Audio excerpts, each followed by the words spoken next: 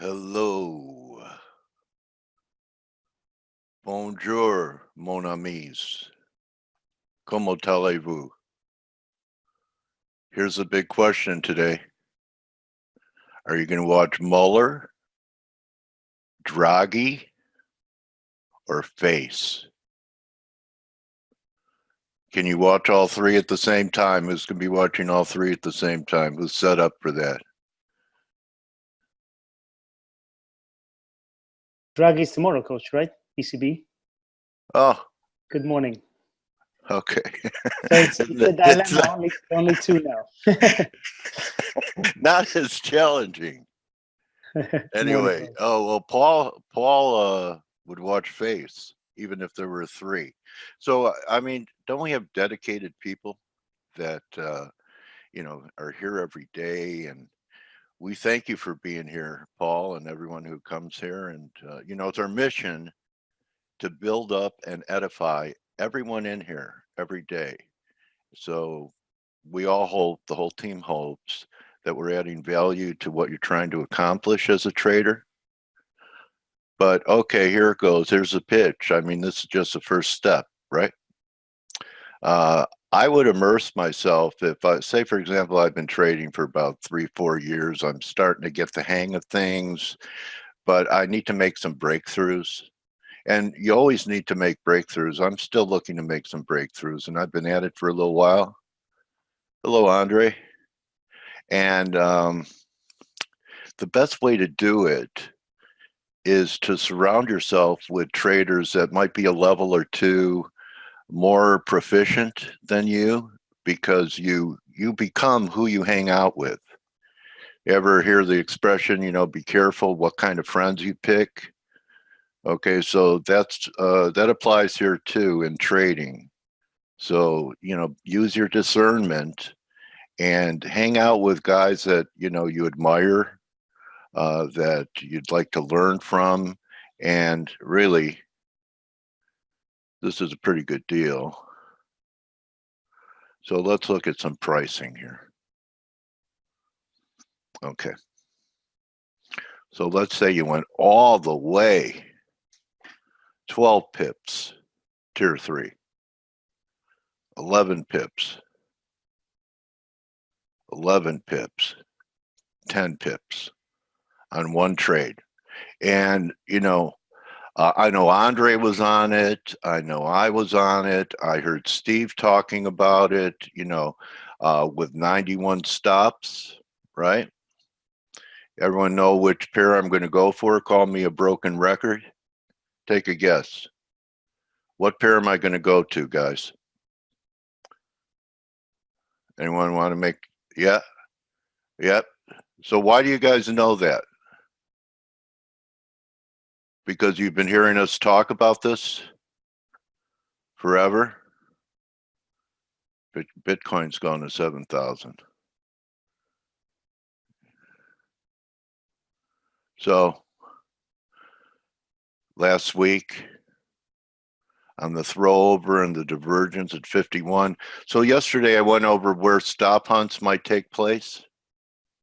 But just a one lot from here, anywhere in here. And even if you sold, I showed the 50% retrace here, that was up around 90.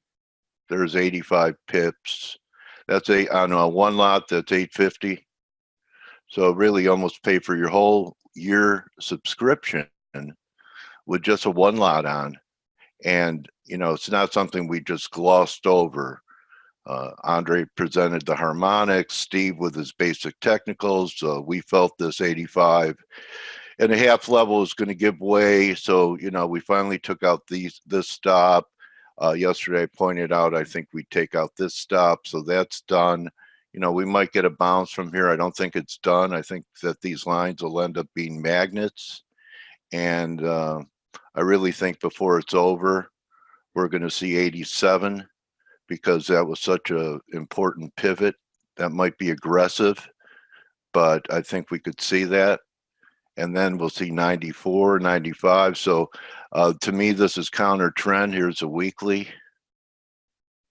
And I don't know how long I talked about it over last year.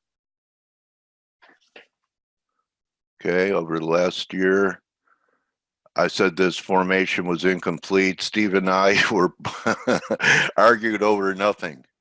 But for Steve and I, that's fun.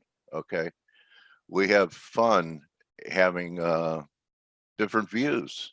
I had my bias. He had his bias. But I'll tell you something about Steve. Once it did this, he saw it. Okay, so a lot of people were trapped down here. Now I think a lot of people are trapped up here, and I don't think it's done. There could be a reaction, but I don't think it's done. So actually, I was looking to do something in the S&Ps. If it sets up, say, for example, people say, this is a dud, this Mueller testimony, right? And we get one more shot up in the S&Ps. A lot of people are, and I still could see it happening, that we get a new high, 30, 40, 30, 50. I think Steve has some fibs up there. Real possible, maybe into month end or so. But, we could also still pull back to 2920, even, and if we got through there, 2800 and then blow to a new high. So with that being said, I'm really drilling down on a short time frame. Don't tell my mentees. They know. I look at 15-minute charts sometimes. Yeah, Andre, A, B, C, D, possible bounce in EG. So Andre agrees that there could be a bounce in EG from here. And Steve Harjo wants to thank you for your Euro Yen short idea. So see what I mean? Let me ask you, Harjo, are you a subscriber? Just curious. Not yet. Well, today's the day then, right?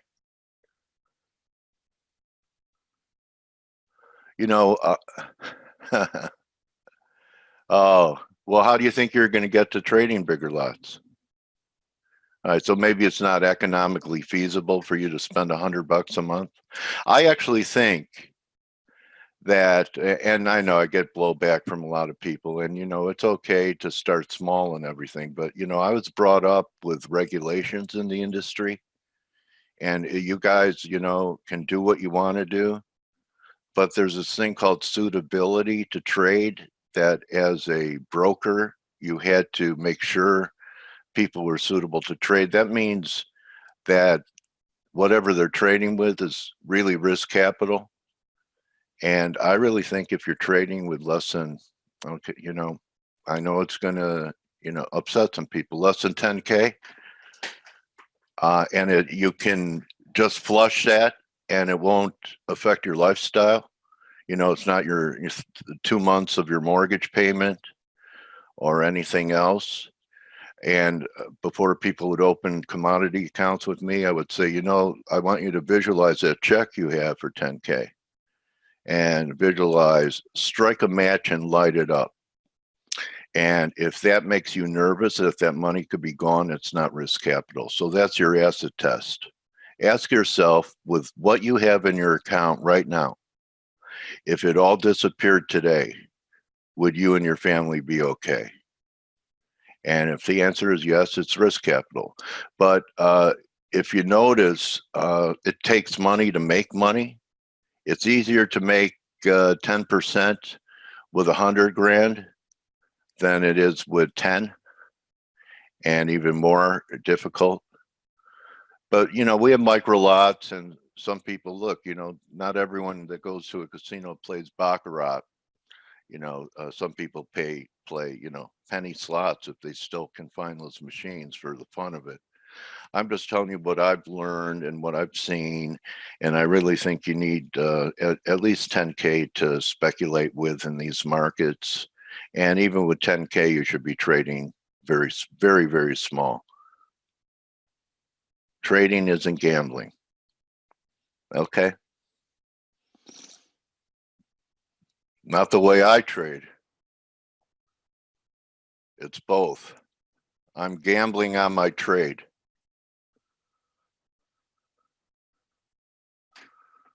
Yeah. Okay. So let me just cover a couple other things.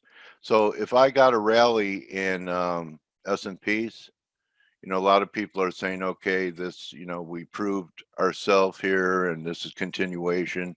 I want to see what it does up here at 78.6 if we get here. So I may short it here and have stops, maybe 5 handles over the high of the move to see if we could get a failing rally. Because if we take out this area and even more importantly, 2960 with a, you know, 30-20 high, that takes you here, you know, to about 2910. Okay, and that wouldn't change the bullish picture. And, you know, a lot of people will say even a break all the way down to 2,500, 2,400, and I don't have my fibs in the right place anymore. Okay, so that's going to be something I'm going to be looking at. The Dixie, you know, now that we had a breakout, is it going to hold? I think we're going to make a move towards 99.20. I think that was Peter Goodburn's number, I don't know, a year ago. So a lot of people had numbers up around 99.20 and then 102 and the Super Bulls, you know, 104, 107. So for the dollar to remain on track, now I believe we have to hold this right here at 97.40 for a continuation move. We're getting a pop with the yen lower. We're getting a pop in the gold here today. Gold's keeping up pace. No, it's only half as strong as silver. Silver's making another new high, I think. But I was thinking that, you know, I look at this high, give me another high, and you know what I mean, a high in the market. I may attempt some shorts. I thought we could trade 1480. Maybe that happens. You know, we come down from 52, 36 bucks. Tack on 36 on top of this and gets you 1488 or so. So that's what I'd be looking for. Let's see if silver is confirming. Oh yeah, on the daily it is. Let's look at some short-term stuff. Diverging on the 15-minute. This gold-silver ratio has been a bullet. Some divergence on the 1. Some nice divergence on the 4 hour. So we'll see. I'd be taking profits on long silver because I think we could get a pullback to 1570 and still be good, you know, back here. Maybe not all the way back here. Maybe you don't let go of your whole core. He should be starting right now, Joe. 8 a.m. I think it was EST. Okay, so we could get a pullback to here. So that's about it. Yeah, that's about it. So we'll see. I'm still trying to be patient and waiting for one more flush in the yen. But if it goes, that's okay because I'm short TLT. And, you know, if the yen does, also if the yen does this, gold's acting pretty good for the yen not being much lower. If the yen does this and takes out this low that we had the bounce to major resistance, look for the yen, a yen bottom, an important yen bottom to get bearish on the metals. Okay. And that's a wrap for me. Steve, are you on deck? Good morning. Hey, Coach. Good morning. Hey guys, how are you? Wow, was there any reason why cable popped today? Boris Johnson parted his hair on the other side? No particular reason. They both have crazy hair, those two buddies. You know, there's a bromance between Trump and Boris. They're so similar. It's uncanny, yeah. And they both have kind of wild hair, don't they? Yeah, and small hands. Good one, still. Oh man. Yeah. So I mean, there weren't any big news. No, I mean, he's due to first of all, Prime Minister May's. She did her last Prime Minister questions in Parliament, and he is due to make a speech today, and then he's going to announce his cabinet, and everybody's waiting to see what's gonna, who's gonna be in the cabinet, because it's gonna give a clear sign on how Brexit is going to be handled. And I've been thinking to myself and asking myself over and over again, if I was in the position of the UK and of the Europeans, we have seen so far that the European Union, the people have basically not budged an inch, right? I mean, nothing. And everybody focuses on what the damage is going to be for the UK. And, it's a good point because the UK stands to risk a lot. On the other hand, the Eurozone is going to lose its second biggest economy. So it's not it's not going to be a walk in the park for the Eurozone either. Now, I was thinking, if I was in their shoes, I would not do anything up until the last minute. In terms of if I was bluffing and I was thinking, okay, let's see what they're going to do, if they're going to cave. I'm talking about being a European, looking at the UK Prime Minister. I would just sit there. I play quite a bit of poker. I would be betting every street until the river, until the end, and leave them right until the last minute, because that will put more pressure on them to fold or to make a step back. But I think at the end of the day, I've said it again, both sides, really, the politicians on both sides, theoretically, they want to make a deal. So I think, unfortunately, we're going to go on this until the end, so until October, unless something groundbreaking happens. So we wait for. I mean, I'm not going to play cards with you. Hey, I'm not like Matt Damon in The Rounders. I'm not the best player out there, but I've played quite a bit. If you love poker, that's a great movie. Yeah, it is very good. Yes. Oh, okay. I love it. I love it. All right. So that's happening in the UK. We haven't got anything firm yet. So when we do, we're going to talk about it. So that's one thing. The other important thing that happened today is we had some pretty disappointing data, PMI data out of Europe. So not so pretty. Yeah, exactly. Going from pretty Boris Johnson to not so pretty PMI data. Yeah, German PMI data. Yeah, manufacturing PMI. Manufacturing PMI in France, 50, just above, at the neutral level, from 51.9. German down to 43.1 from 45.1. You have to go back to the crisis, the 2008, 2009 to find this. And the Eurozone overall manufacturing PMI 46.4, down over a point. This is definitely not good news. And Draghi will be making new highs, guys, with this news. Actually, I haven't looked at them today. Let's have a look. Because they were reacting better than U.S. paper. Yeah, they are rallying today. Yeah, they're making new highs. Yeah, they're off the highs of the day. About bonds, yes, they're again at all-time highs. Which means, okay. All right. There it is. Which means that bond yields should now be something like, I don't know, minus 40 something. Yeah. God, I want to buy like a lot of them so I could make payments on my savings.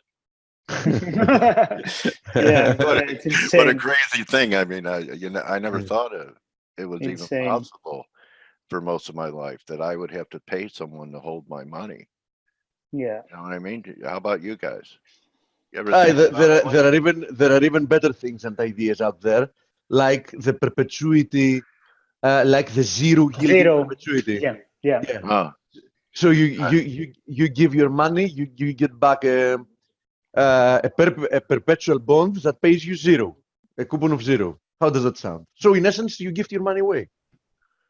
Yeah, I mean, the alternative is, where do you have your money otherwise? In a bank account somewhere. So basically, maybe people are scared that banks are gonna, depending on the country you live in.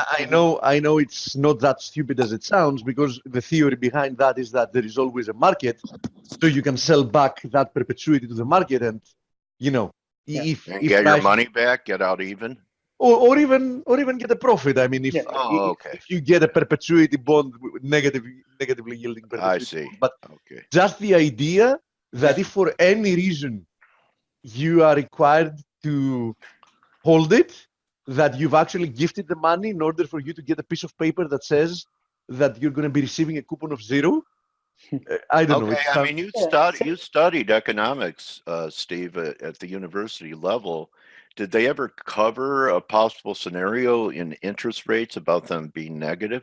Back then, that was, not even discussed. You know what I mean? That's what I mean. Yeah. Yeah.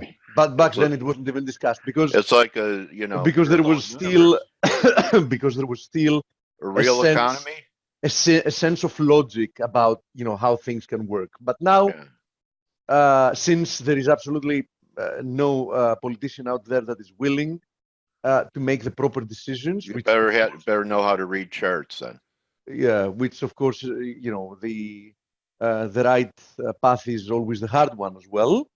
What we're trying to do is persuade everybody that this fiscal and monetary insanity in some way makes sense and everything is going to be all right.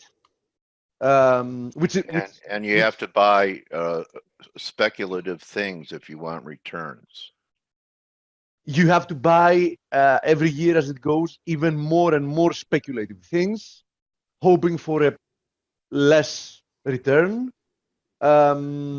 And I mean, all these new IPOs that were bought up, Steve, with the huge risk that at some point, while you're attempting to do that, the whole Ponzi scheme is going to explode in your face, and you're going to be left holding the bag. You know what I mean?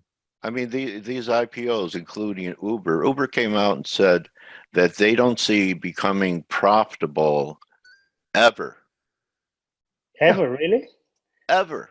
I mean, I understand not being profitable for some years, like Amazon wasn't profitable for some time. Wow. Yeah, so I'm old enough to remember the days that companies were created to make a profit. Now, how come we've ended up, considering that optional? I have no freaking clue, honestly. No freaking clue. I mean, it's like, temporarily, you live in a planet that gravity has been suspended, and, you're trying to get reacclimated to a reality that laws of physics just, for a period of time have stopped working. And now everybody around is like, come on, we haven't had gravity like for 1 minute. I mean, why not have it forever? And we always know how that ends, right? I mean, there is no question about it. It's not like Newton came up with that. There are several people that know what's happening out there. Our previous guest, I know I keep pounding this poor guy, Kip Heritage or whatever he is. I mean, out of curiosity, I've kept monitoring his tweets. This guy is so bullish on the economy. What makes me mad about those people is I have absolutely nothing with people that are bearish or bullish anything, because there is always a case to be made.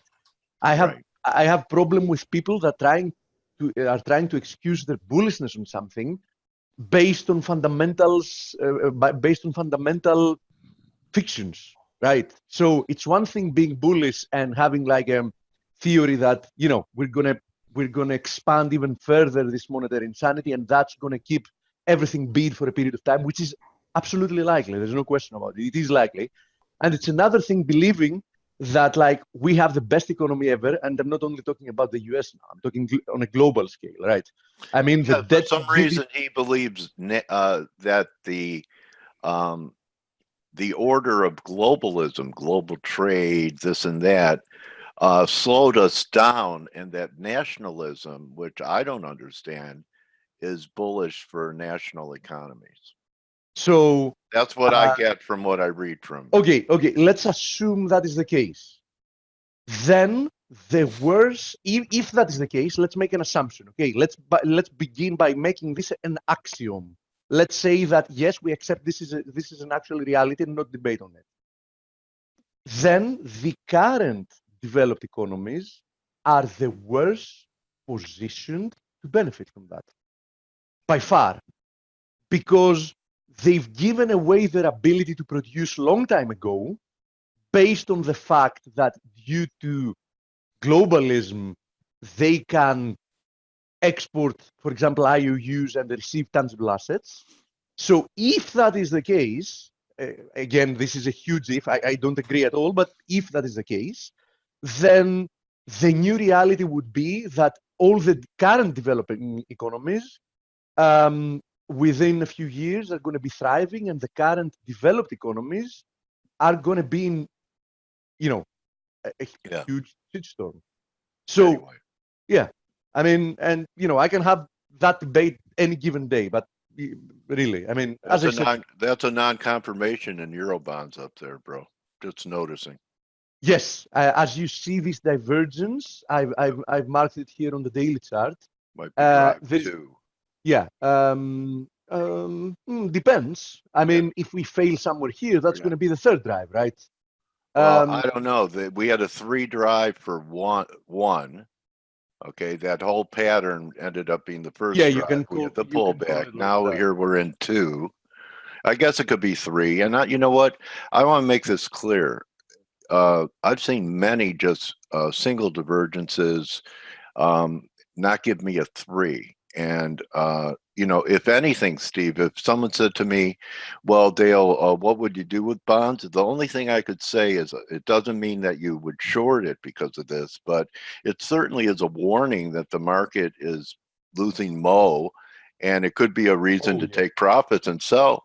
Oh, for sure. I mean, if you're looking to buy bonds up here after, this lovely breakout and the continuation higher we've already seen literally a move from 163.5 to who knows where it's going to end. I think it might my target still remains this 161.8% extension at 176. So assuming that something like that happens, which is very likely, I mean, we're not that far away from that anymore. We will have seen a move from like 163 to 176 without any real pullback. We just had like a little period of consolidation here and a very tiny pullback here. So yeah, buying bonds here makes no sense. I mean, I would like to see sooner rather than later, like a deeper pullback to be a buyer again. I'm not saying that it's not bullish. It is, and it remains bullish. And, seeing the outlook out there, I see no real reason why the bonds would reverse lower anytime soon. I mean, central banks are just starting again to starting again. That's actually the wrong way to put it. They are about to accelerate once again the pace of monetary easing. So, bonds should remain extremely well bid under normal circumstances. But at some point, when the market is too one-sided, you get some type of an event or technical, fundamental, or a combination of the two, and you see some kind of a pullback. So weak longs can get out of the market, some profit taking to take place, and before you can load the boat up once again. There is obviously clear divergence, as you mentioned before, with what the treasuries are doing here. Treasuries are just still consolidating below the lows.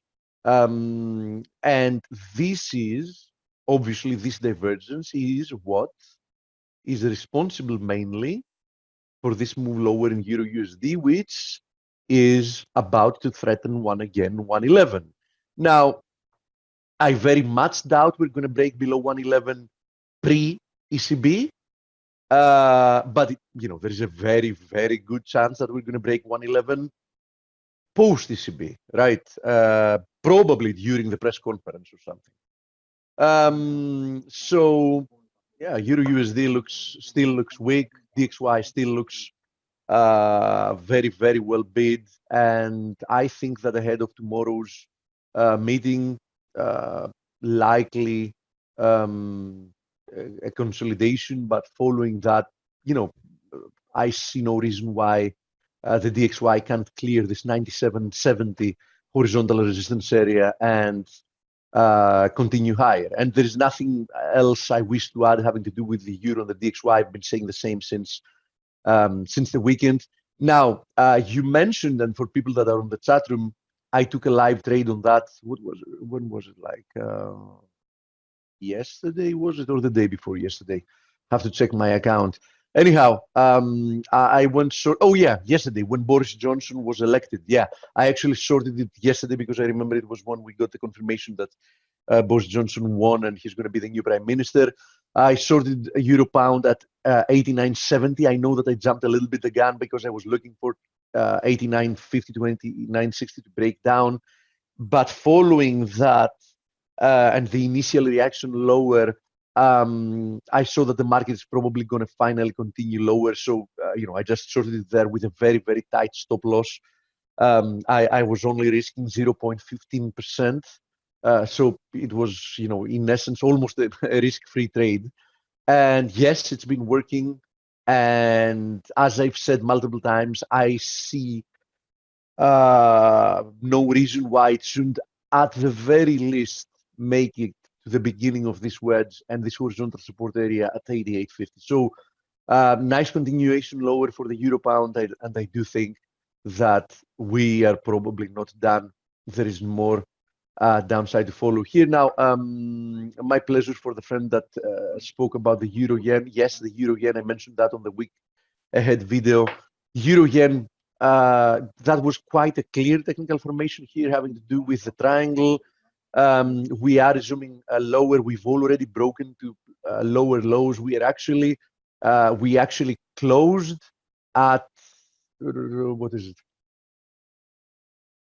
More than 2-year lows, because don't forget that this move here was a spike that lasted only like a couple of minutes. And I do think that we're on our way to retesting that spike low at 118.82. Now, there are a couple of things I want to show. One of them, once again, is the cable. The cable, nice move higher today, but doesn't really change anything on a technical level. And the reason it doesn't is because the cable, let's go to the 4-hour chart. The cable is still trapped within this descending wedge. Okay, now, looks very appealing if it breaks to the upside. As you see, you can even see here a little nice inverted head and shoulders formation, but for that to be triggered, we need to see a move above 125.70, 125.80.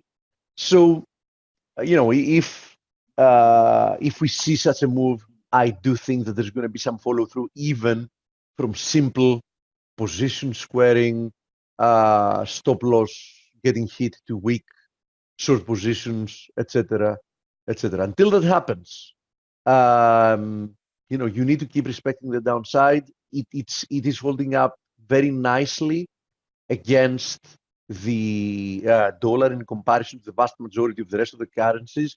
Speaking of which, I have to admit that I was a little bit surprised, and I think a lot of people have been trapped here in the wrong side of the market. I didn't trade those pairs because, sometimes you just, there is a technical event, but you just don't feel so strongly about something. I would have rather traded the crosses. But it is important to note that the Aussie USD, despite having broken the confluence of resistances at 70.30 to 70.50, it got rejected just below the 200 daily moving average, and we're back below this area. And this is probably, after triggering this inverted head and shoulders formation, this is probably quite a bearish event, because I bet a lot of people were piling in to buy it to see higher prices. And it's still not unlikely to see higher prices, because we haven't posted a lower low yet. But as I said before, we broke above a critical level and the market failed to hold above it. That can't be, such a positive event. Kiwi, on the other hand, is thriving, but it is still holding the equivalent breakout level, which was at 67.10. So let's see what's happening here. Put them both together, Steve. Aussie Kiwi rallied back to the 61.8 level yesterday. Yeah, and got rejected. Yeah, got rejected once again. That's why somebody needs to be very, very careful having to do with those. But one more new low. I'm looking for the 78.6 level. Where's yours come in? I'll buy it there. 1037 and change. Okay. So 103.74, you mean? Yeah. Okay. So yeah, let's see what happens from here. I'll take a shot down there. No, risking the lows. It makes sense, and the way it's depreciating is definitely not impulsive. I mean, yeah, it's like a dripping water faucet. yeah, it's exactly. It's, I mean, low. It's been moving lower since 17th of April. So it's already 3 months, more than 3 months that it has been dripping lower, and within these 3 months, it hasn't managed to fully retrace this move higher that lasted a month exactly. Oh, hold So, on. There's a news flash from Washington. Mueller admits that he dated Stormy Daniels too.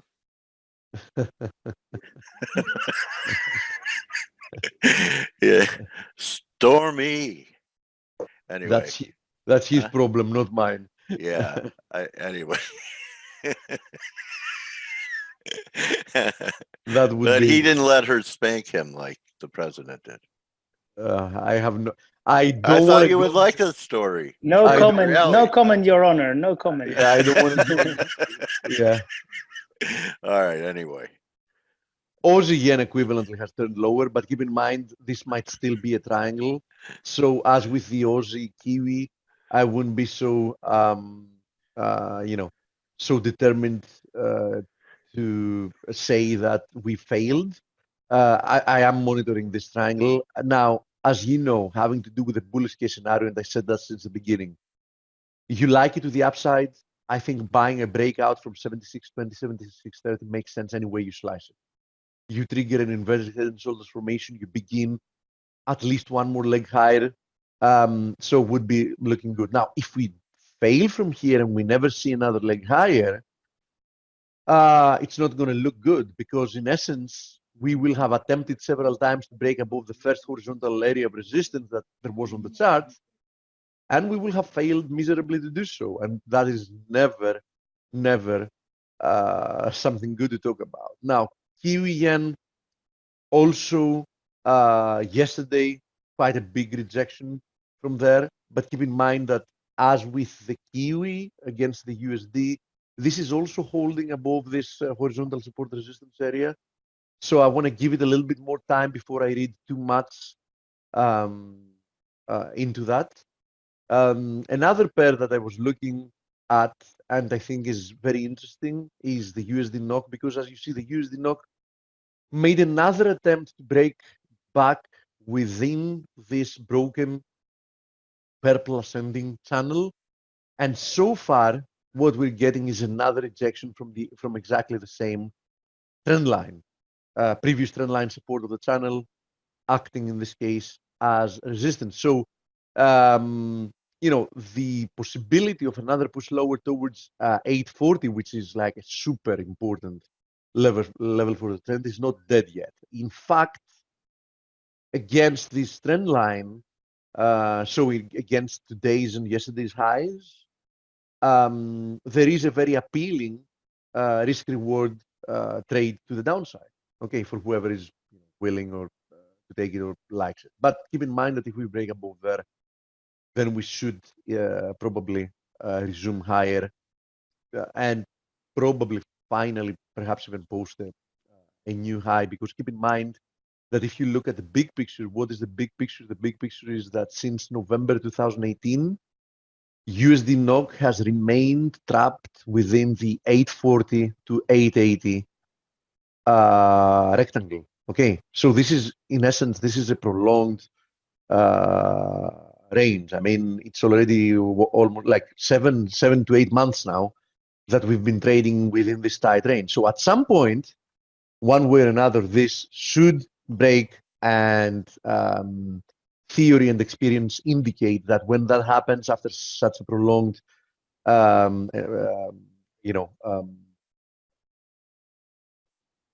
trade within such a range, we should extend one way or another. So I think there should be follow through once we break out. Either that's above 880 for a continuation higher, or below 840 for a reversal lower. Okay.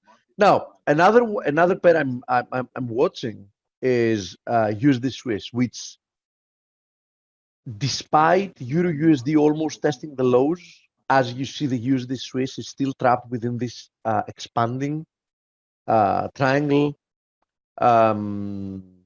It in essence, it's moving in correlation to the Euro USD more or less, and the pair to blame for all that is the Euro Swiss, right? Euro Swiss testing support here, but it still looks very, very heavy. So all of those are going to come in play tomorrow. That's why I'm focusing more on them, because tomorrow we have the ECB, and definitely tomorrow we should see quite a lot of volatility for all those pairs: the Euro Swiss, the Euro USD, the DXY, obviously, since at a big part it's Euro USD, and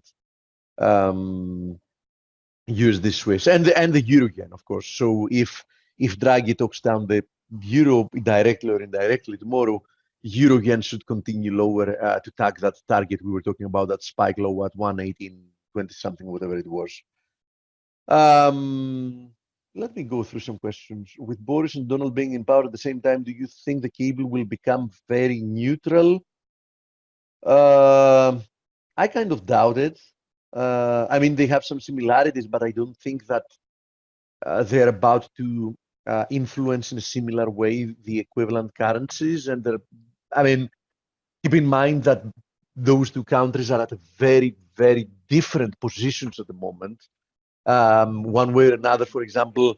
We have the big binary event coming, right? I think sterling is going to move either way. One way or another, we have the Brexit event, which is unavoidable. I mean, one way or another, we're going to have to, sooner rather than later, get some kind of a resolution, and whatever that is,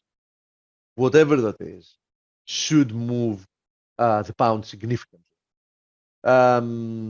So, you know, that is that. So, Stelio, I agree 100%. Steve, you've been talking about the euro and some euro pairs, and we have to remember the big elephant in the room when it comes to Europe, which is Deutsche Bank. And I don't know if you read, they are basically, you know, they have their derivatives books. Books are huge.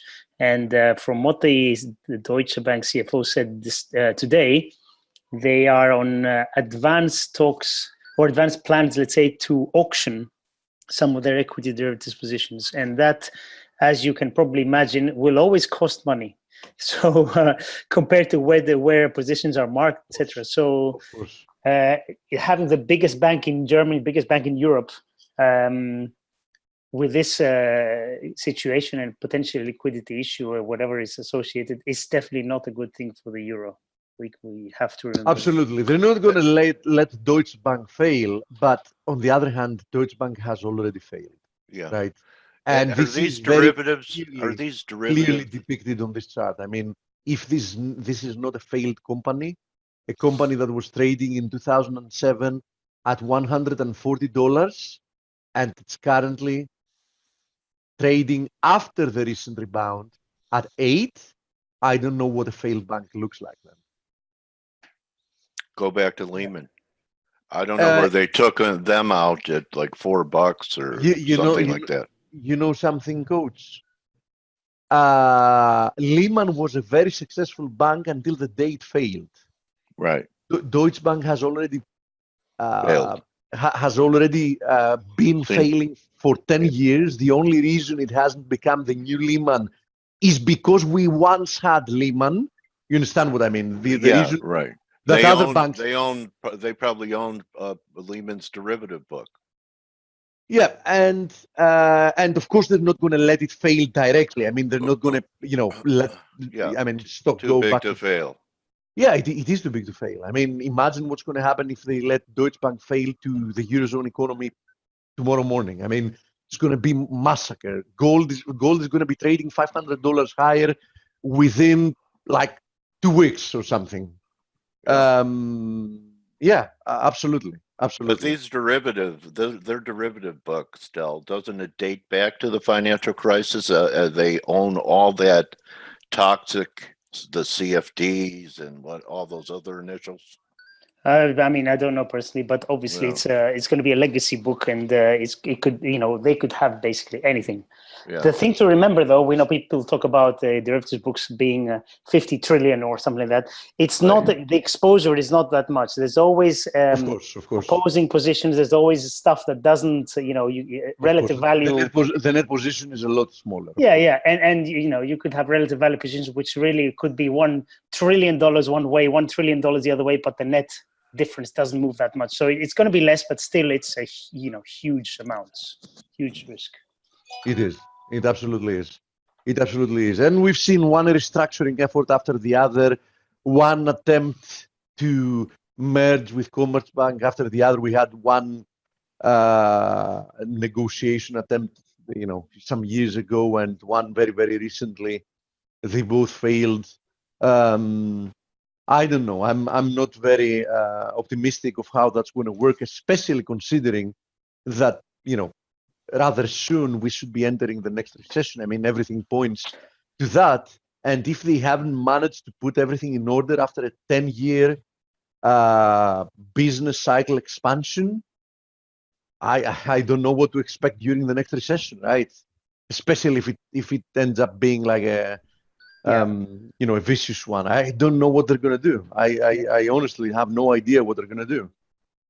One way or another, they're going to need to get bailed out. Of course, will they do it directly? As you know, there are several laws that nowadays disallow moves like that. But on the other hand, is there any chance that they're going to let it fail? No, there isn't, because that's going to be the beginning of the end for the Eurozone, most probably. That's going to be the catalyst of something much bigger. So it's a huge mess out there. And I'm certain about one thing. The next few years is going to be very interesting, very interesting. And I think that we are going through probably the last phase of this low volatility environment, at least for a period of time.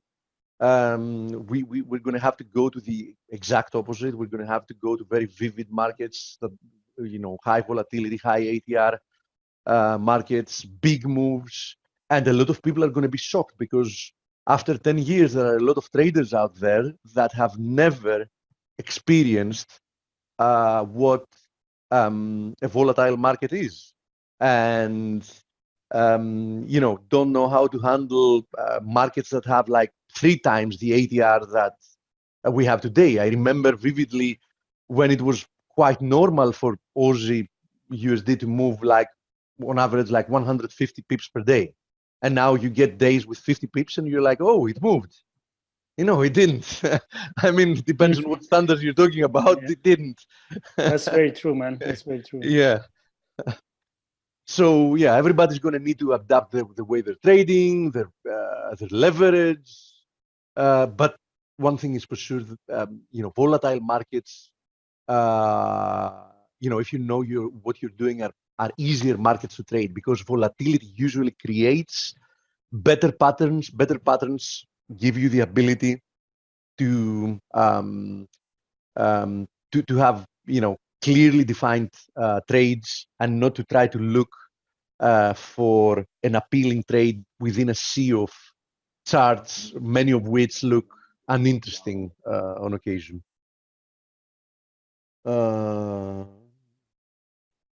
Questions? Also, budget deal could be good for the SPY. Yes, Ziggy says about the budget deal. Yeah, the budget deal, for all the wrong reasons, was positive for stocks, negative. The initial reaction from gold after the budget deal was a negative one. I mean, Stelio, go figure, dude.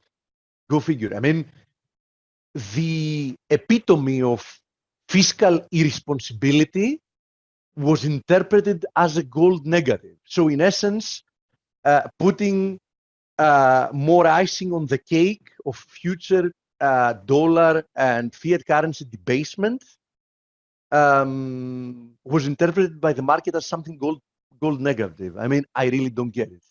What the budget deal did, which I had no worry that they wouldn't go with it. I mean, they would sign it no matter what. There's no alternative anyhow.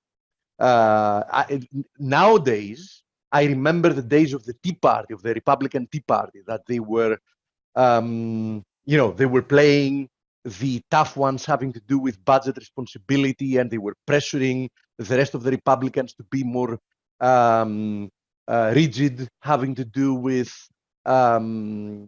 the way they pressure the Democrats to be more restrained with budget deficit and Obama days spending. Now all that has gone away. Now not even the Republicans pretend to care about fiscal responsibility. So it's a situation that's completely out of hand. I expect the US to have a budget deficit this year of close to 2 trillion. And I'm talking about the real deficit. I mean, the one that you can count by seeing how much the debt is going to, increase within a fiscal year, not the reported budget deficit and then another 80% in off-budget items. We're talking about how much debt the US will have to accumulate within a fiscal year to, make it through the year. Last year, it was almost 1.4 trillion. I think that if we don't hit 2 trillion this year, it's going to be rather close to that. I mean, 1.8, 1.9, that would be my initial assumption. So, theoretically speaking and practically speaking, all the chickens will come home to roost at some point, and, all those developments are definitely going to be very, very positive for anything tangible. Real assets, companies with real book value, not companies that are selling services to internet clients that just own like some offices and a few employees. I'm talking about companies that have tangible assets worth a lot of money. So all of that is going to appreciate vastly. But that's something that's going to play out at some point in the future. Let's see how far that's going to be. In my opinion, not that far away. Speaking of the metals, gold still not making the move. On the other hand, silver is just unstoppable. Let's see how it's going to close the day, but it seems to be breaking finally above this trend line resistance. And the next area of resistance is the 127% extension of this last move lower, which comes at 1687. I expect that this horizontal resistance area, 1725, is also going to get hit within, depends on what we see. I mean, depending on what we see from the ECB and the Fed, I wouldn't be surprised if by the end of next week, we've comfortably hit that area. Now, when we see some type of a pullback, I think that's going to be probably a buying opportunity, but let's first get to that. So far, I know that silver is overbought, but trust me, it can get more overbought than what it currently is. Coach, by the way, do we have, I have questions about pound CAD, pound Aussie. Okay, let's have a look at those two. Or are you going to ask me if I have a guest? Yes. Yes, I do. Peter Goodburn's scheduled. Okay, perfect. Sounds good. Okay, pound yen, I showed this a couple of days ago, and I said that keep in mind that pound Aussie and pound yen might end up breaking the equivalent wedge concurrently. So far, this theory is still playing out. I mean, today we've seen both the gappy and the cable test the equivalent trendline resistance. But, it's not a descending wedge, and you should not treat it as one until it actually breaks higher. So a little bit more patience. Let's see if it's finally going to make the move. If it does, then yes, I would be expecting an extension higher for the gappy as well. I don't know if it's going to end up making the move today or might end up making the move tomorrow, because keep in mind, you have to also take into account cross-currency effects. So, for example, let's assume that following the ECB tomorrow, we have a big move lower for the Euro USD. That will definitely affect negatively the Euro pound. And through the flows there, you also might see, for example, the gappy getting affected. So the pound catching a relative bid and then seeing some type of a breakout. So keep that in mind as well. So tomorrow might be the day that we see a move higher for those might. We have to wait and see. We first have to see the formation starting to play out, and then we can follow through with that. Pound CAD. Pound CAD. Let's have a look at pound CAD. Here it is. So pound CAD, we were talking about this the other day, because look at this trend line. Look at this trend line. So this trend line dates back to 2010. Since then, it has been tested by the market a few days there, let's say once, twice, 3 times, 4 times. I actually remember taking that trade back then in 2017, that long there. It was a nice trade. I didn't ride it as much as I should. I should have stayed longer, I remember. So where was I? Once, twice, 3 times, 4 times, 5 times, and this was almost the 6th. Bottom line, you don't want to be short against this trend line, right? So, we had a huge move lower, and I was looking for a continuation lower once we broke up below this expanding triangle here. But if you see back then, I drew this line pointing to a move towards this trend line support once again, and we almost made it there. We got hugely oversold levels. I mean, daily RSI made it to like 16, and we're seeing quite a nice rebound, perhaps even an inverted head and shoulders formation trying to play out here. So if you're asking me, no, I wouldn't be shorting it here. I think it would need to extend higher further before likely continuing lower, if it does. But I think that it can easily make it back to 116.10. Okay, sorry, 166.10. I meant. That's what I think about the pound. What you think can happen tomorrow after Draghi? Technical structures look like euro can move up. From a technical perspective, it looks more likely to me that the euro is going to move down than that it's going to move up. But trading is not gambling, so I'm not implying that somebody should position themselves ahead of what Draghi is going to say for any reason. The only reason I position myself ahead of an event, and the only times I do that, is whenever I think that erroneously a market is pricing in an almost 0% chance of something happening, something that has decent chances of happening. And I've seen that on occasion. I mean, it's rather frequent. I mean, I see that happening at least 2-3 times per year. So, when the market's pricing in something, for something to happen like less than 5% probability, but I strongly feel that it has, let's say, a 30% probability, then I know that the cost of me being wrong is negligible, because the market is already pricing in something else to happen. So those are the only occasions while I'm going to position myself in a market exactly before a market announcement. Now, it's a different thing if I already have a position that is in the money. Then I will just, adjust my stop loss, protect myself, and might stay in for an announcement. I've done that plenty of times, but positioning myself ahead of an announcement, I will only do that for one reason and one reason only, and it's the one I just explained. Graduous management, that'd be great. Switch to government-backed cryptocurrency. Just hope we still have currencies to trade. Yeah, I don't think that cryptocurrencies are going to be the solution for any type of problem of monetary irresponsibility, because cryptocurrencies don't have anything different to offer than fiat currencies. Cryptocurrencies, in essence, are fiat currencies. They're not backed by anything but faith. So the only way to actually solve the problem is use any type of currency as long as it's backed by real money, as it was in the past until 1971.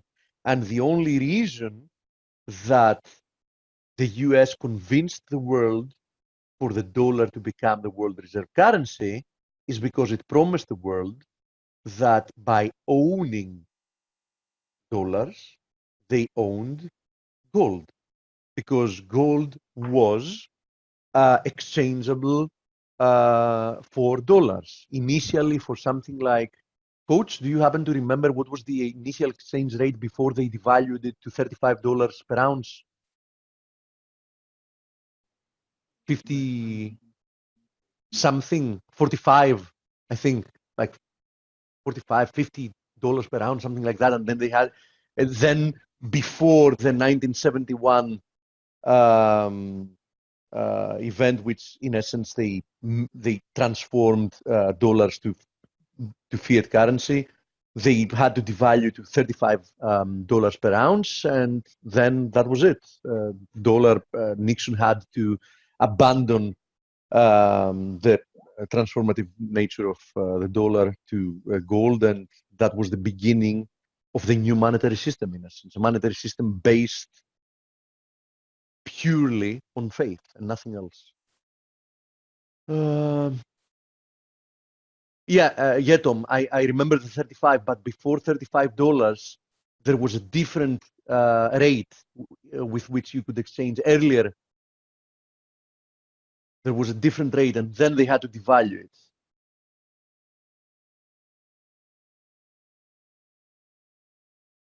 Anyhow, Coach is your guest here.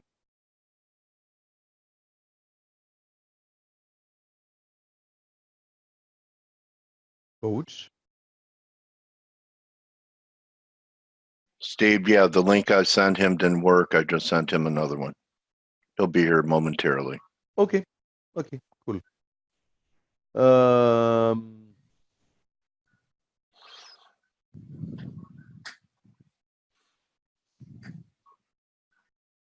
Yes, Nick, exactly that. You just described betting against a biased book, where vast majority of market participants are emotionally biased. That way you get unreasonable good odds, hence an edge. Yes, exactly. That's the only appealing, in my opinion, reason whenever you get on the rather rare occasion to bet before an event on a specific outcome, not because you think you can guess the outcome, but because you are pretty much convinced that a specific outcome has a much higher chance than the market is pricing in to happen.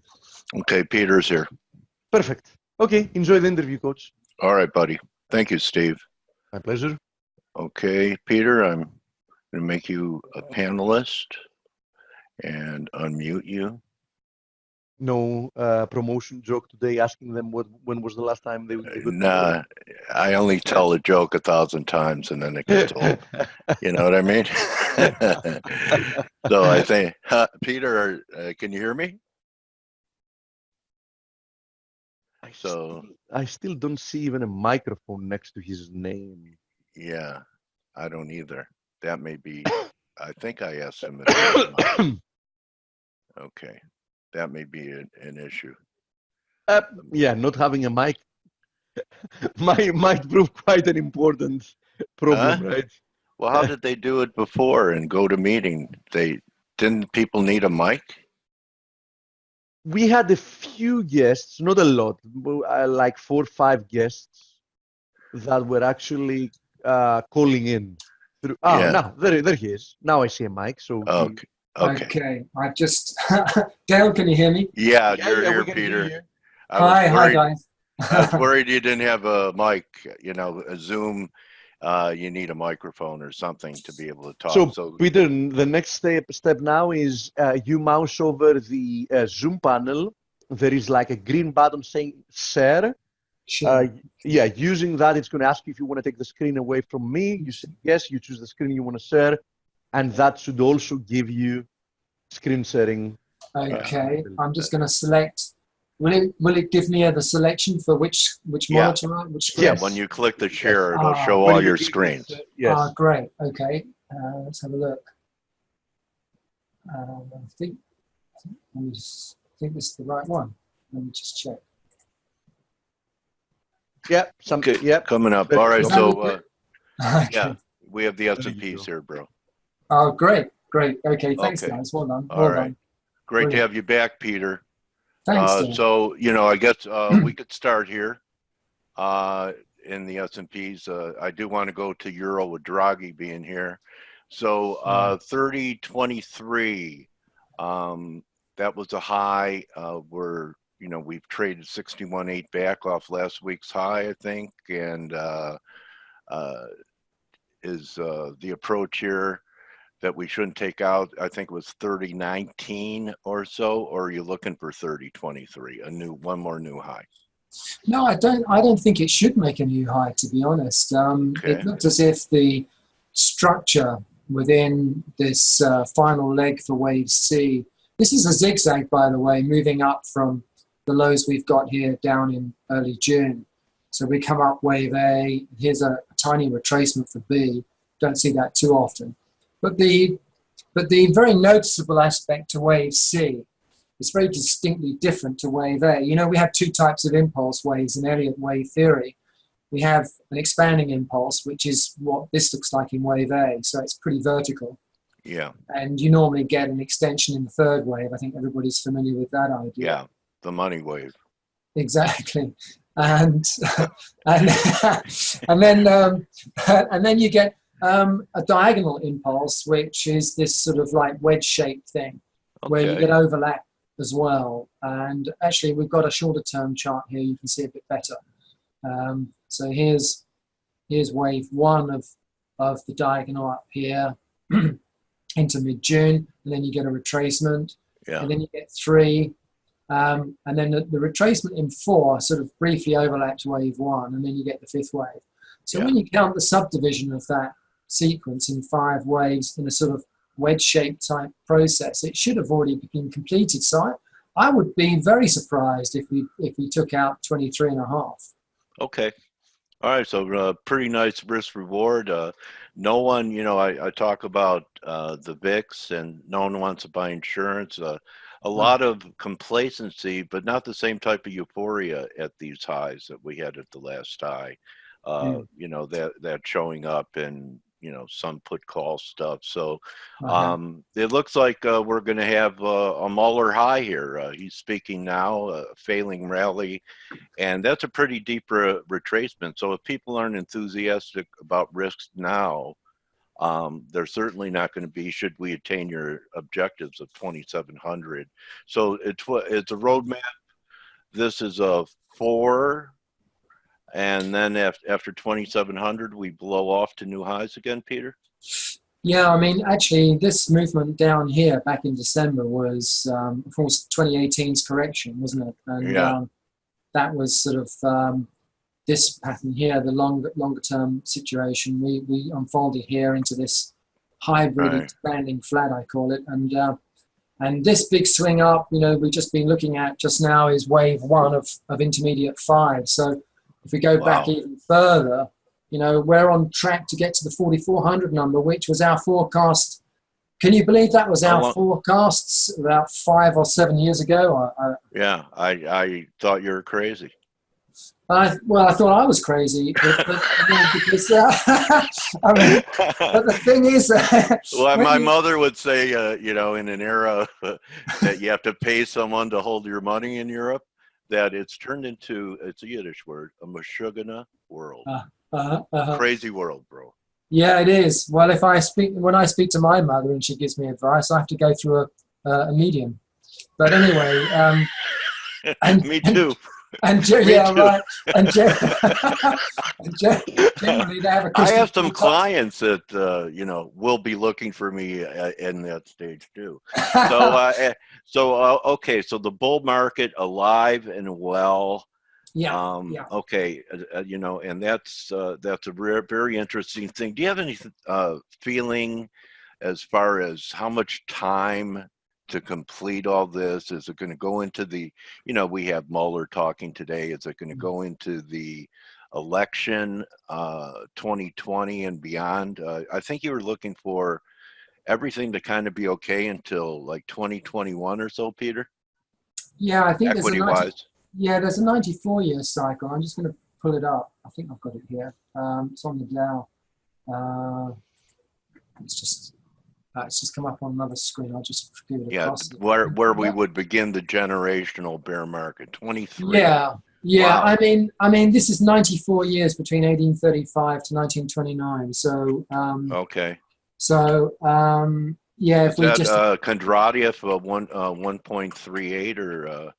well, it's just I don't know, 94 years. I think that's probably a planetary interrelationship. Okay. I'll have to check. But Well, I don't know. This pretends to me that President Trump's going to be reelected. I just can't see. I would think so.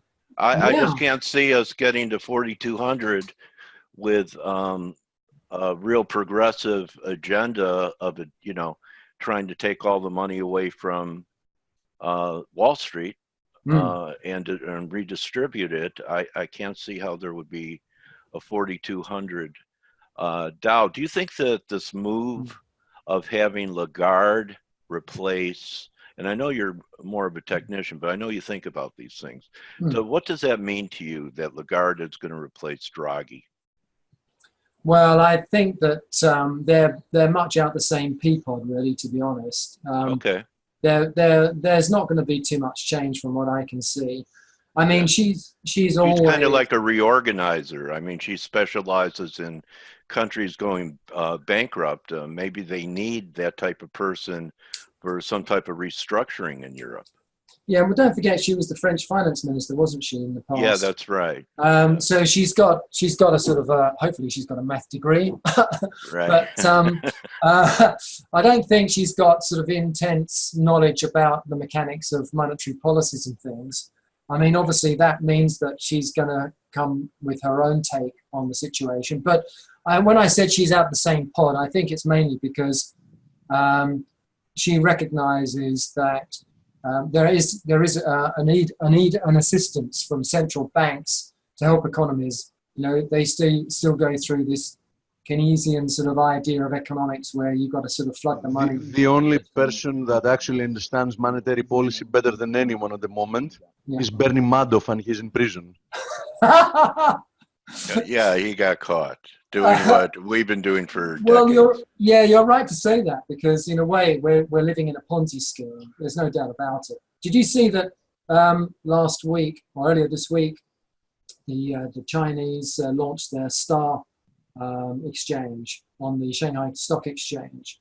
And yeah, actually I did. I read an article in Financial Times. It was crazy. That's right. How the market moved. Well, I mean, it was incredible because the initial 24 stocks that were listed, they were producing something like 155% returns from a sort of a launch on that platform. There's going to be more over time launched, but the PE ratios are huge. I mean, one company was something like 200 times its earnings. Priced at 200 times its earnings. 200 times. I mean that's sort of normally bubble territory. Yeah, that's .com territory. I mean, that's really ridiculous. So when we look down the pipe. Pets.com. Pets.com. Do you remember? Yeah, sure. Anything with a .com was worth $1 billion. Yeah. So Peter, let me ask you this: with this happening, and I know that I want to give you credit. Part of the reason I was negative yields, the yields were going to head lower. And then, I've been trying to bottom pick them a little bit here. Bonds are making new highs. I remember you talking about 202. And then you were looking for maybe some type of bounce. Will work for food. Couldn't resist it, sorry. This is circa 2000, by the way. This is circa 2000, so this is 18 years old, so I don't know what we're going to get, Well, I work for, I don't know, they have this new IPO, something about meat, fake meat. I don't know. It's, all these IPOs. I mean, Uber, Peter, said they don't expect to be profitable ever. Sure. Ever. Okay, so we're going to 4,200. Is that going to be spurred by lower rates for longer and central banks. Do you think that the Fed, if we get this correction, I'm sure they're going to be cutting, if you're right about a pullback to, I think you were looking for about 2,700. Fed would get aggressive down there. Don't you think that's where they use their bullets? Yeah, I think so. I mean, it's inevitable that they're going to try and help. I mean, obviously, you've got the one hand, you've got Powell, who's very reluctant to appease Donald Trump's ambitions to try and get interest rates down to zero. Yeah. And so therefore you can't take him for face value. I always said that the Fed are very reactive; they're not proactive. And I've written a few articles about that in the past. And I believe that that will eventually be their undoing, because, you know, if you haven't got anything to really surprise the market under, you know, financial stress conditions, then, you know, you're not going to be able to convince people to. I mean, it was a very good exercise. Don't forget, back in the financial crisis lows in 2009. But if you're running to a dot plot scenario, which everybody can see, and the central banks are insistent upon it, and relying on the data, they see everything just as we do. The only big difference is that we, as market traders, have a bit more acumen in recognizing when trends change direction, and therefore that means that you know, we can be a bit preemptive, but the Fed can't. I tend to think that this particular chart I'm showing now is the 10-year Treasury yields. It's our current forecast, and Right. Okay. we've tended to. I think at the beginning of last year, we could see that the markets, the yield was topping out. It was about to change direction, and it was about to lean over. And we had a the target. last time you were on, you're also very bearish copper at the highs, and Right. and bullish Bitcoin near the lows. I mean, you're anyone just go back and play Peter's last interview with us, and some very prescient calls, Peter. Really, you know. So let me ask you something about this 170 target, because I mean, you know, that's 20 bips or so under the recent low. Yeah. So that's still above the historical low of 135 on the 10-year. Yeah. So it's absolutely. going to be a higher. It's going to be a higher low in rates. Is that going to signal what could be the end of this bond bull market, since we're not going to confirm and take out 135 now, and that after 170, the biggest surprise would be yields going up, yield curve steepening, while the Fed is still easing? Absolutely. I think that's going to be exactly the scenario. And we haven't talked before this interview today. So, and our thinking are very much aligned, because I was updating some of the short end of the curve, especially the 2-year. If you look at the 2-10 spreads in dollars, you know, that's flattened out to very low areas, but that's going to steepen. That's going to start widening quite dramatically next year. Not That's this going year. to be good for the banks, huh? It's going to be good for the banks. The banking stocks have been hit badly in the last 2 years. They're going to start recovering. And don't forget, the stock market is a pretty good bellwether of what's coming, because we looked at the S&P a short while ago, and the bigger uptrend is still very much in play. So you're not going to see a protracted decline in the long end of the curve. This, I think, will bottom. It might exceed 170, but ultimately, I doubt if it will get too far below that, because we're defending basically this low. This is the one you referred to. We're defending that also on the 30-year as well. Let's have a look at the 30-year. Yeah, I noticed the 30-year has a little better construction than the 10-year.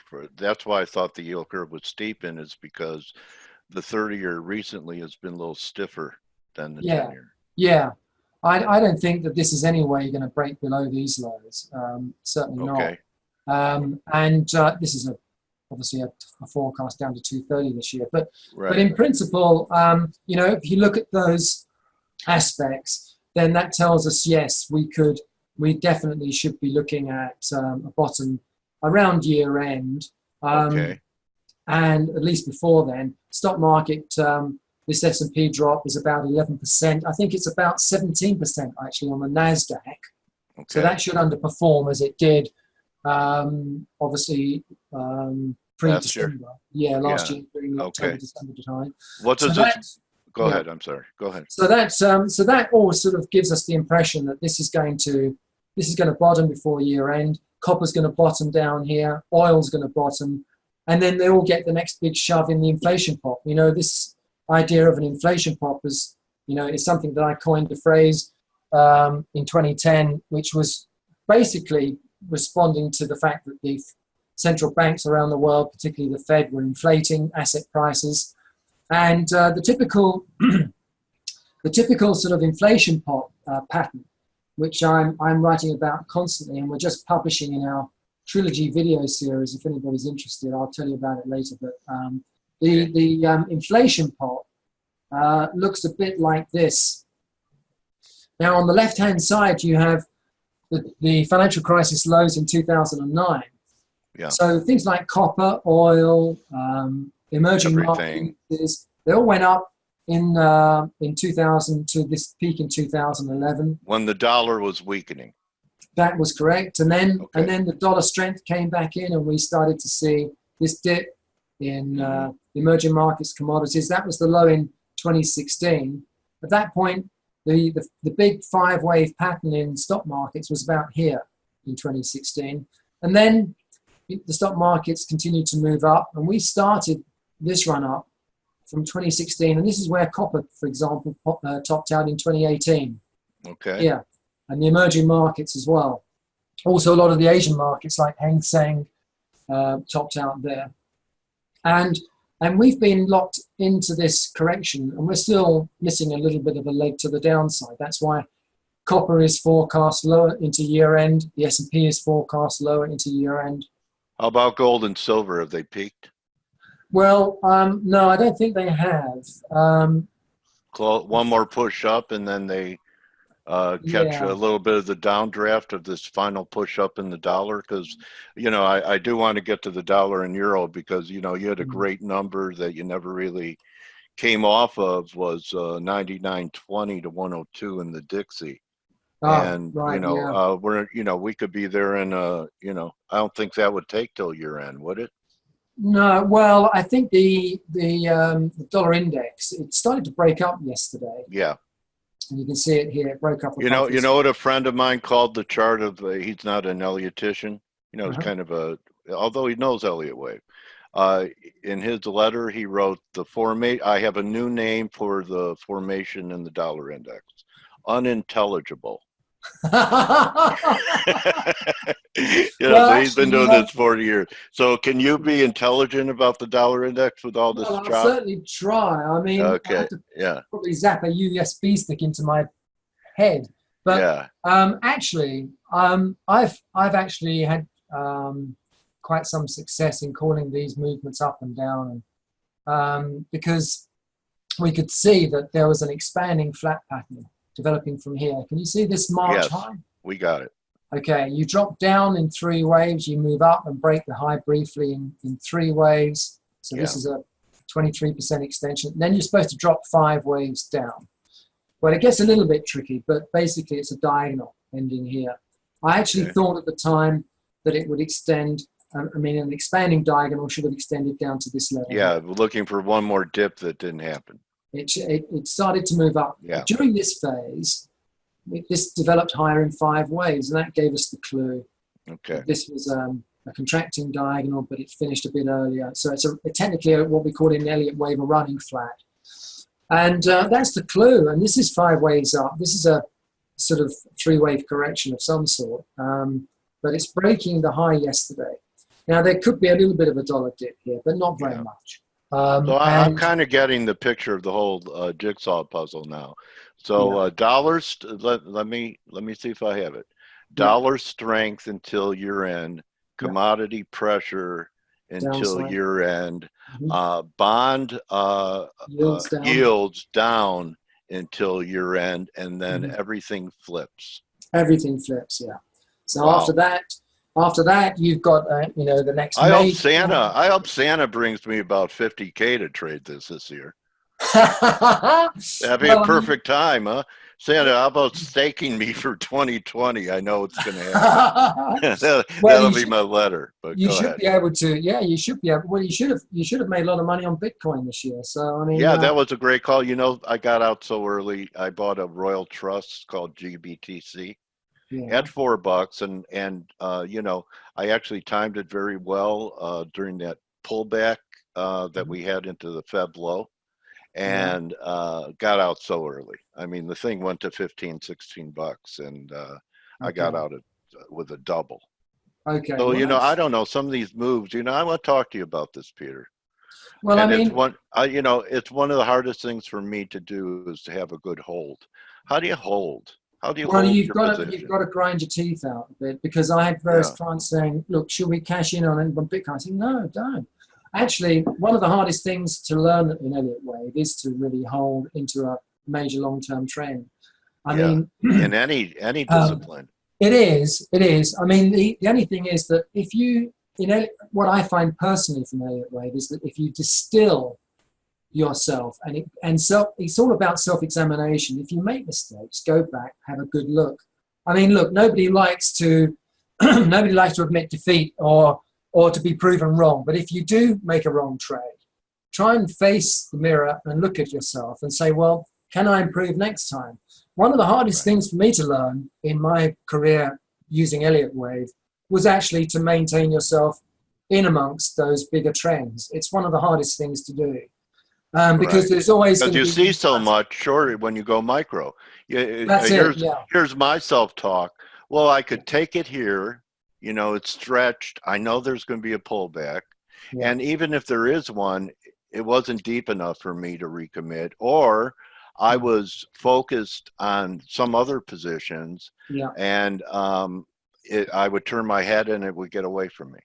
I know these are the everyday things that we have to encompass and get over. But I was absolutely steadfast during the 2016 advance, because we had this grand resynchronization lows that I showed before, where everything came together. You know, the stock markets dropped in 2015. They hit the low in February 16. And we had that as the emerging market. I mean, the analysis in the emerging markets and commodities all bottomed at that time. We knew there was going to be a really, really long, protracted upswing from there. And I remember in my early career, there was one guy sitting on the sales desk opposite me. And he had an IQ of about 50, but the good advantage of him was the fact that when he told a client to buy it, I mean, he probably flipped a coin in the morning before he came in the office, but when he told a client to buy it, if it went against him, he just said, keep buying more. And I was astonished, you know, and frightened by this guy. You know, he scared me. Yeah. But actually, a lot of the time, you know, with luck or judgment, actually he was right. And he wasn't getting swayed by, I was joking about him years later, but actually it taught me a lesson. And you've got to be steadfast when you see these bigger trends move. But the only thing is that in order to garnish your conviction, you've got to do the work. You've got to put everything together so that you're absolutely convinced there's not any glint in the armor where a knife can just wiggle in and throw you off course. I got a great tip, Peter, and you know, I mean, teach this, because it has kept me in some trades. It's the only thing that I have it written down. So when you're about to take profits, you ask yourself, would you reverse here? And if the answer is no, you walk away and let it work. Let it go. I mean, I've just shown, I flipped a couple of our charts that we did this year on Bitcoin, and you can see that, yeah, you can see that this, if you've got a pattern like this, 1, 2, 1, 2, and then you've got all these little bits going on. Yeah, I bought that pullback into February that you have labeled too. It was 78.6 back from the initial pop. It was perfect. And when you start getting all these little things going on, and you see you've got 1, 2, 1, 2, but then the next 1, 2s are compressed. They don't. I got out on the April Fool's joke. It blew up on April Fool's. Yeah, right? It came up there. Yeah. I mean, as soon as you get that, you know. Now, what I tend to do as a marked measure is I always extend a series of 1, 2s by 1, 6, 1, 8. Okay.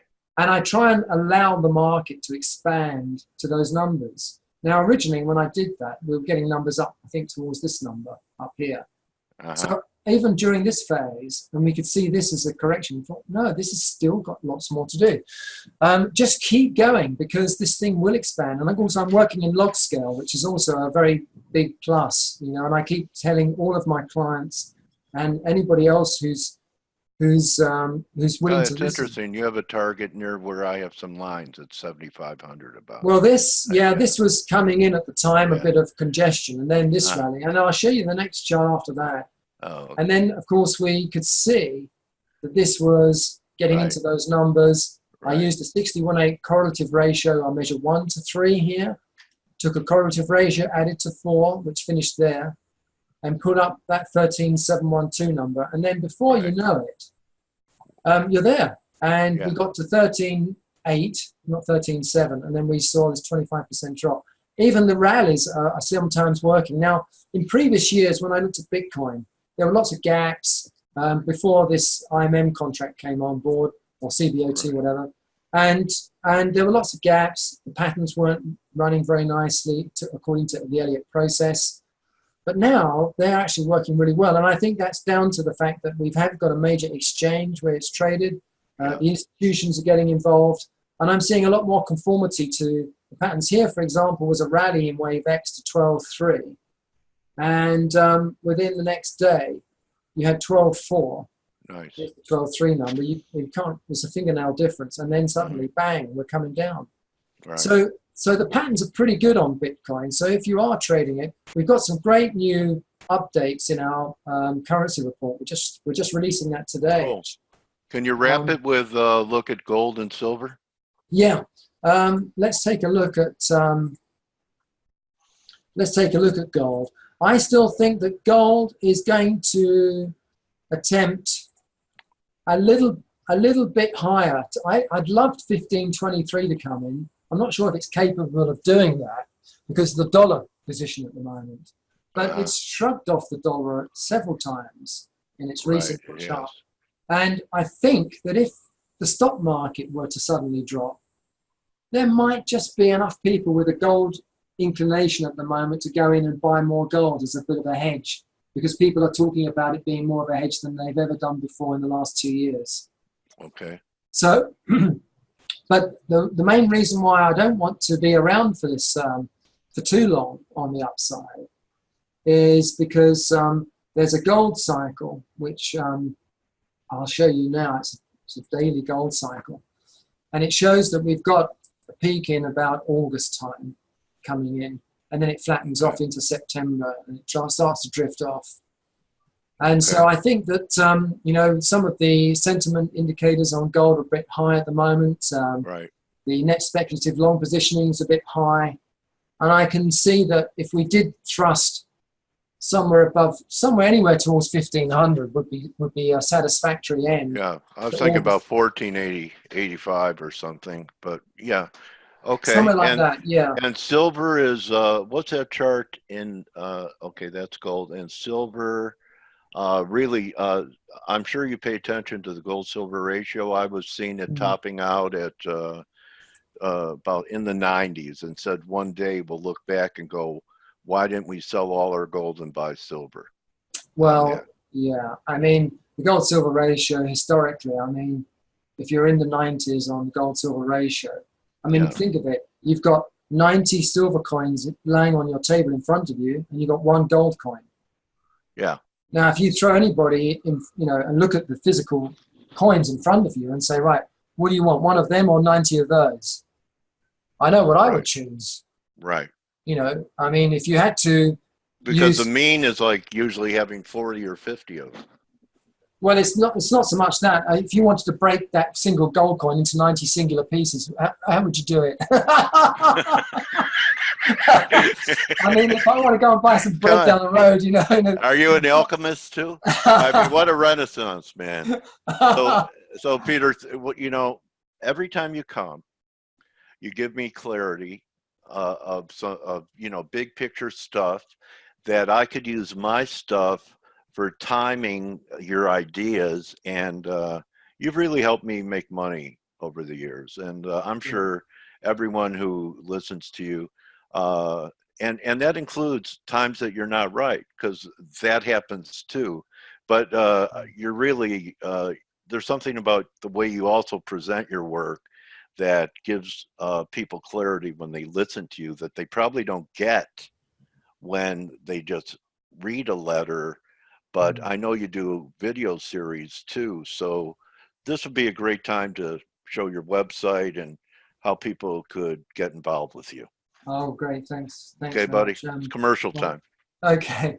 Well, if anybody's listening and they're interested in what we're doing, and we're doing quite a different look at across 4 different asset classes.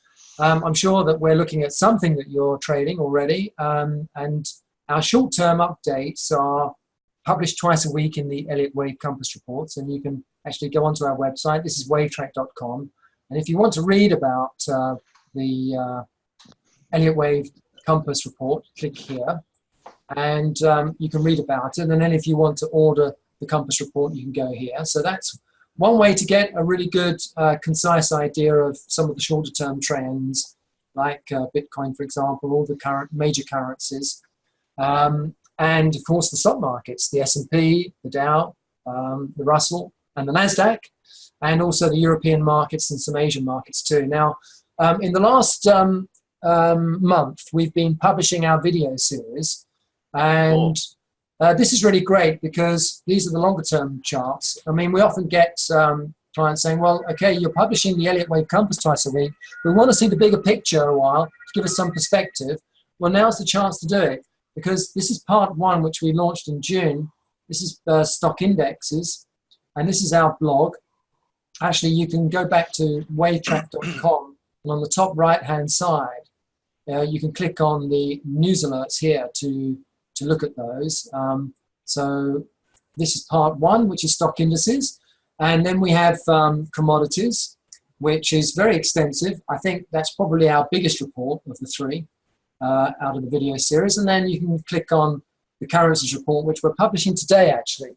So, wow. It's right hot off, it's right hot off the press, July 24th, that's today. And I've written a nice